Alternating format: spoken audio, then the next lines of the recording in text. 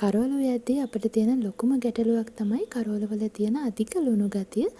මේ වීඩියෝ එකෙන් මම ඔයාලට කියලා දෙන්න හදන්නේ කරෝල වල ලුණු ගතිය අඩු කරගන්න අපිට කරන්න පුළුවන් පුංචි දේවල් කිහිපයක්.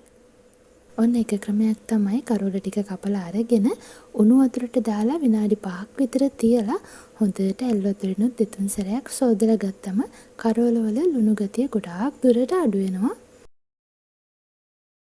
තවත් ලුණු ගතිය අඩු කරගන්න පුළුවන් ක්‍රමයක් තමයි පොල් වතුර දාන එක. කපාගත්ත කරෝල වලට පොල් වතුර දාලා ටිකක් වෙලා තියාගන්න ඕනේ.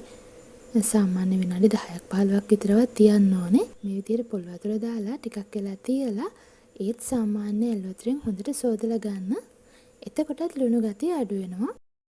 ඒ වගේම තවත් අපිට කරෝල වල තියෙන ලුණු ගතිය අඩු කරගන්න පුළුවන් ක්‍රමයක් තමයි හාල් සෝදපු වතුරෙන් කරෝල ටික සෝදලා ගන්න එක.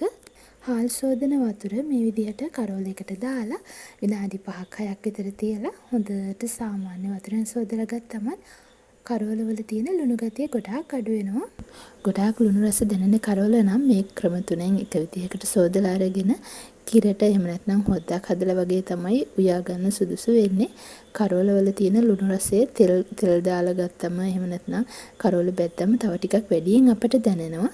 ඉතින් ටිකක් ලුණු වැඩි කරෝල හොදි හදලා වගේ තමයි කෑමට සුදුසු වෙන්නේ. ඉතින් මම හිතනවා මේ වීඩියෝ එක ඔයාලට ප්‍රයෝජනවත් වේවි කියලා. මේ වගේ අලුත් වීඩියෝ එකකින් අපි ආයෙම හම්බ වෙමු.